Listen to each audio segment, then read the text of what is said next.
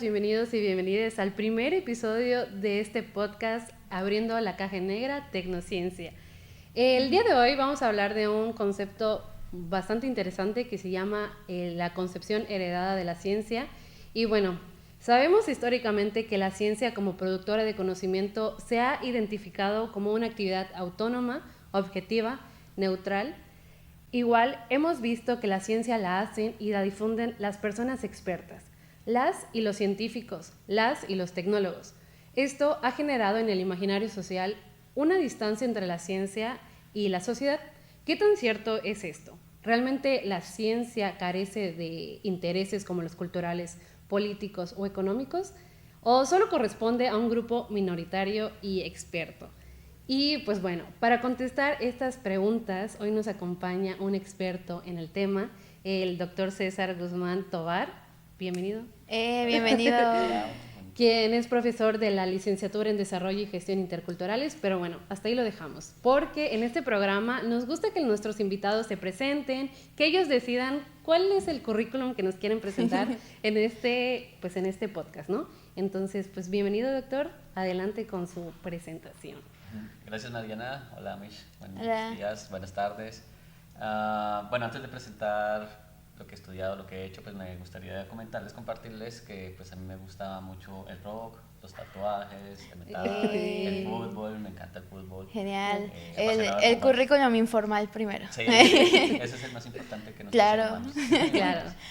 Y bueno, ya en términos académicos, pues yo soy sociólogo de la Universidad Nacional de Colombia. Luego tengo una maestría también en Colombia que hice en investigación en problemas sociales contemporáneos y un doctorado en investigación en ciencias sociales con mención en sociología. Y actualmente, como lo decías tú, Mariana, pues estoy vinculado a la ENES Mérida como profesor y ahí doy algunas asignaturas en desarrollo y gestión interculturales y en otras licenciaturas y en la maestría también. Increíble, César, pues creo que es un honor que el día de hoy nos estés acompañando en el programa, pero que también estés inaugurando con nosotras este espacio, bueno. Así que te agradecemos tu tiempo. Y bueno, para empezar un poco con la charla, nos gustaría que nos compartas un poco de lo que Mariana venía contextualizando, ¿no? ¿De dónde viene el concepto o, desde tu opinión, por qué se le considera a la ciencia como heredada? ¿Desde qué características o puntos claves tú pensarías que podemos decir que la ciencia es heredada? Bueno, esto de la ciencia heredada es una idea que surgió a partir de un grupo de filósofos específicamente en el siglo XX, un grupo de filósofos y científicos que se denominaron el Círculo de Viena.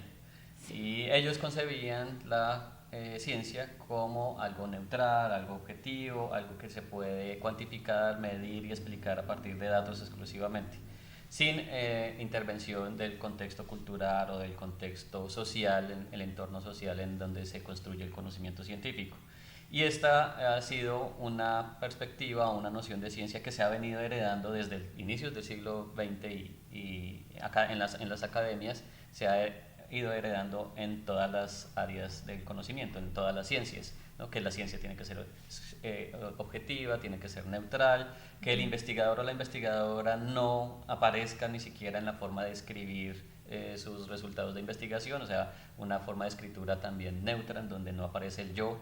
Entonces, esto se ha heredado en las academias, como les comentaba, y ha generado una idea errónea de la ciencia, porque la ciencia es hecha por humanos, por humanas, y pues nosotros y nosotras tenemos emociones, tenemos sentimientos, y esa carga de emotividad y esa interacción entre personas y objetos, pues hace que el conocimiento científico también tenga o se ponga en cuestión esta idea de una neutralidad completa y absoluta.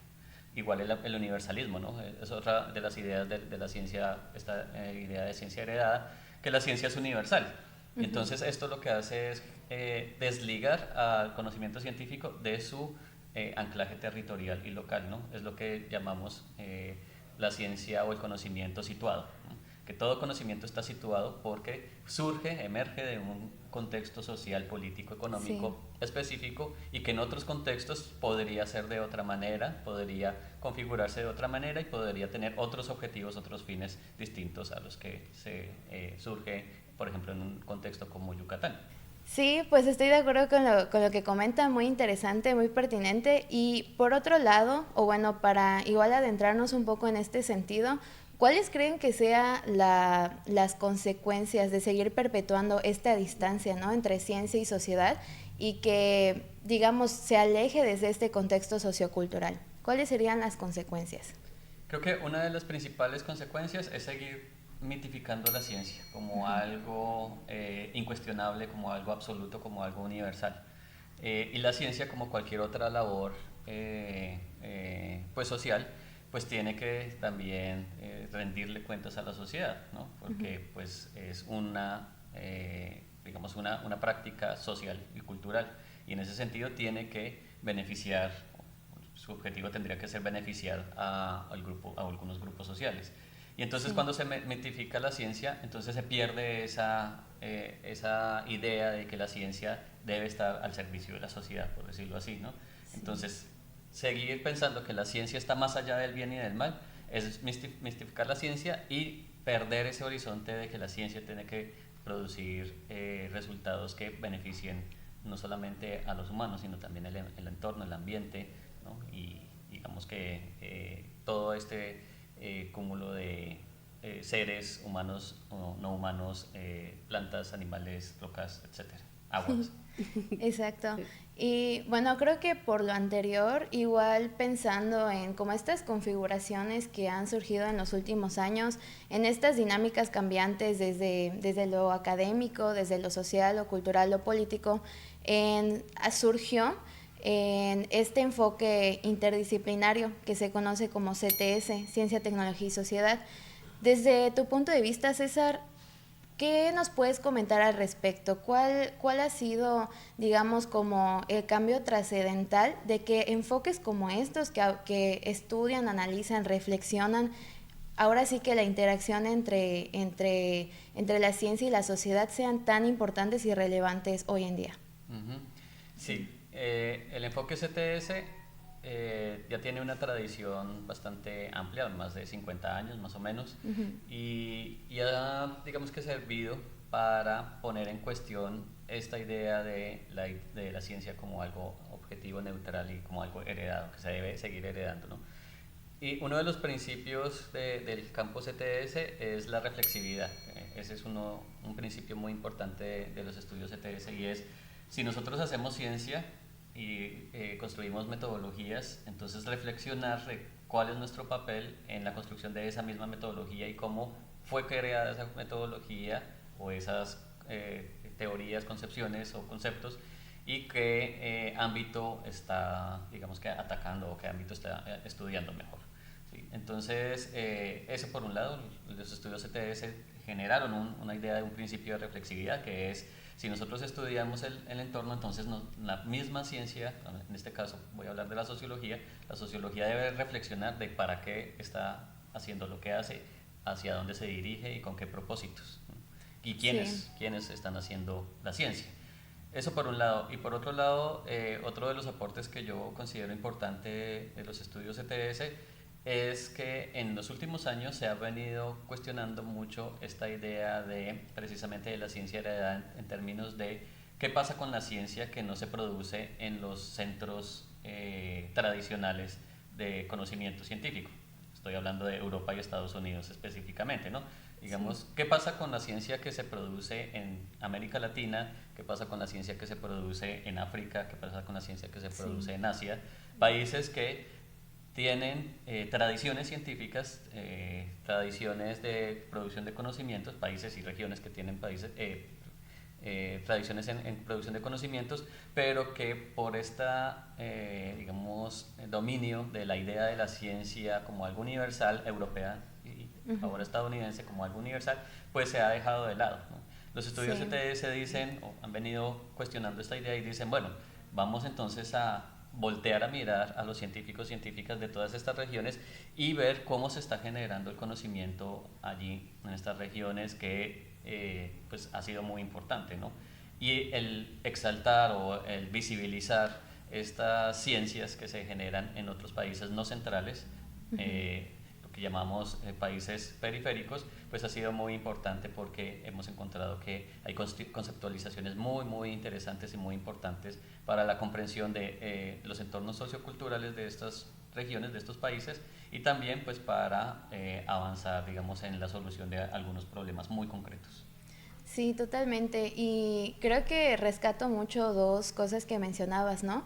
La necesidad de descentralizar en dónde y quién produce ciencia, ¿no? Y en ese sentido, pues este podcast se desarrolla, digamos que en un contexto de una carrera interdisciplinaria, como lo es en desarrollo y gestión interculturales. En ese sentido, pues nos interesa saber, desde tu opinión, ¿por qué crees que es importante que gestores interculturales se formen desde el enfoque CTS? Y tal vez una pregunta personal, que ahorita con lo que compartías me surgió, es ¿de qué herramientas podemos echar mano, ¿no?, para lograr ese cometido? Bueno, yo creo que el enfoque CTS es importante para todas las disciplinas, Sí. para todas las carreras. Yo estoy convencido, junto con otros y otras colegas que venimos hablando, de que el enfoque CTS se tiene que dar como dentro de los currículums, dentro de los programas de estudio de todas las licenciaturas, las ingenierías, la medicina, Sí. En la INES que tenemos Sí. manejo sustentable de zonas costeras, ecología, geografía aplicada, porque este enfoque CTS lo que hace es precisamente poner a reflexionar a los estudiantes, a las estudiantes, sobre cómo se ha construido la ciencia, la geografía, la ecología, y cuáles han sido los aportes y cómo se puede construir una ecología desde el entorno en el cual estamos estudiándola, ¿no? O desde el cual estamos formándonos. Y el enfoque CTS permite entonces comprender esos diversos actores, esas diversas instituciones que han contribuido, que han estado atravesando la tradición científica para poder precisamente construir un conocimiento situado, que era lo que mencionaba anteriormente. Entonces, el enfoque CTS es importantísimo para desarrollo y gestión interculturales, es importantísimo para ecología, es importantísimo para manejo de zonas costeras, es importantísimo para todas las licenciaturas y para las ingenierías aún más, porque hay, digamos que, esta idea también muy errónea de que la ciencia es solamente las ciencias que se llaman las ciencias duras o las ciencias naturales, las ingenierías, y que las ciencias sociales son otro tipo de conocimiento que no merece ser científico. Pues en ese caso yo podría decir que los estudios CTS sí han puesto, y bueno, y en general las ciencias sociales han puesto allí una, digamos, una bandera de decir nosotros también hacemos ciencia, ¿no? Hacemos ciencia porque tenemos unas metodologías, porque tenemos unas tradiciones, tenemos unas conceptualizaciones, unas hipótesis, y buscamos pues también dar algunos aportes a la solución de problemas muy concretos. Entonces, pues en síntesis yo diría que el enfoque CTS debe estar atravesando todas las áreas del conocimiento, precisamente porque es interdisciplinar, que busca la interdisciplinaridad, y al ser la licenciatura en Desarrollo y Gestión Intercultural es interdisciplinar, pues allí habrá mucha convergencia y muchos aportes y mucha retroalimentación entre uno y otro. Otro de los aportes del enfoque CTS es que se genera conocimiento empírico, es decir, conocimiento en campo, para la generación de políticas de ciencia y tecnología acordes con las situaciones de los científicos y científicas y tecnólogos y tecnólogas que trabajan en diferentes áreas de conocimiento, ¿no? Las políticas de ciencia y tecnología por lo general han surgido como políticas, digamos, muy generales, ¿no?, que aplican tanto para las ingenierías como para las ciencias sociales, como para las ciencias naturales, las ciencias de la salud, sin ver las especificidades. Entonces lo que hace el campo CTS es ver que las prácticas científicas en cada área de conocimiento, y más aún en cada disciplina, son diferentes, ¿no? No es lo mismo lo que hace un biólogo a lo que hace un astrólogo. ¿Sí? Esas prácticas distintas, entonces, tienen que generar políticas diferenciadas, ¿no? Porque tienen tradiciones diferentes, publican de manera diferente, generan conocimiento de manera diferente. Entonces el campo CTS aporta ese conocimiento de cómo se genera la ciencia, cómo se hace y cómo se genera conocimiento para establecer, diseñar políticas de ciencia y tecnología acordes con esas diferentes tradiciones, acordes con esa multiplicidad de prácticas.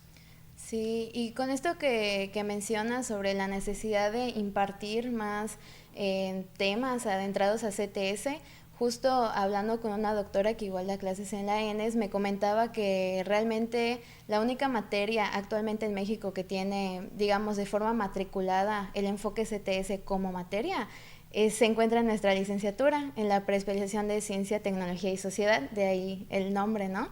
Entonces, bueno, creo que todo lo que comenta César es muy importante, es la base conceptual de lo que veremos en los siguientes capítulos y creo que muy pertinente lo que nos compartes el día de hoy y pues muchas gracias, agradecerte tu tiempo, el espacio. Sí. No, yo encantado de estar acá y ay, pues qué felicidad ser inaugurar el Sí. podcast, es un honor para mí. Muchas gracias, Ay, César. no, el honor es de nosotras. Bueno, para cerrar, ¿puedes recomendarnos un libro, por favor? Para que sigamos aquí investigando y descubriendo más sobre todo este tema, sobre la concepción heredada de la ciencia y los estudios CTS.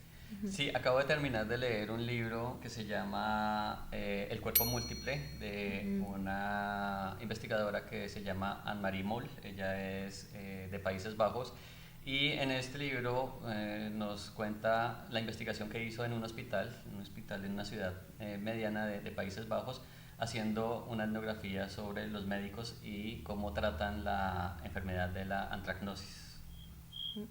¿Qué es la antracnosis? No es la antracnosis, se me olvidó el nombre de la enfermedad. En este hospital ella hace la etnografía con los médicos que tratan esta enfermedad en los pacientes y nos muestra cómo diferentes concepciones entre las mismas medicinas, o sea, digamos la práctica de los anestesiólogos, de los radiólogos, de los que son médicos generales, es diferente, ¿no? Es lo que hablaba de estas diferencias entre las mismas disciplinas. Las prácticas científicas son diferentes, su relación con los instrumentos de trabajo son diferentes, el microscopio, los rayos X, etcétera. Entonces es un libro muy apasionante porque precisamente nos muestra esa diversidad, esa multiplicidad de prácticas en un oficio científico como es la medicina y quienes atienden estas enfermedades. Entonces lo recomiendo mucho y la manera de escritura de esta autora también es muy buena. Entonces a mí me apasionan los libros que están bien escritos, que son digeribles de manera digamos no aburrida y que además muestran conceptualizaciones o que generan conceptualizaciones que aportan al campo, y este libro lo tiene. Sí, pues creo que sin duda será un libro que leamos, que consultemos. Gracias por la referencia, César. Y pues creo que sin más nos encontraremos en los siguientes capítulos. Damos por concluido la inauguración de este maravilloso podcast y nos encontramos en la siguiente. Hasta luego, gracias. Adiós.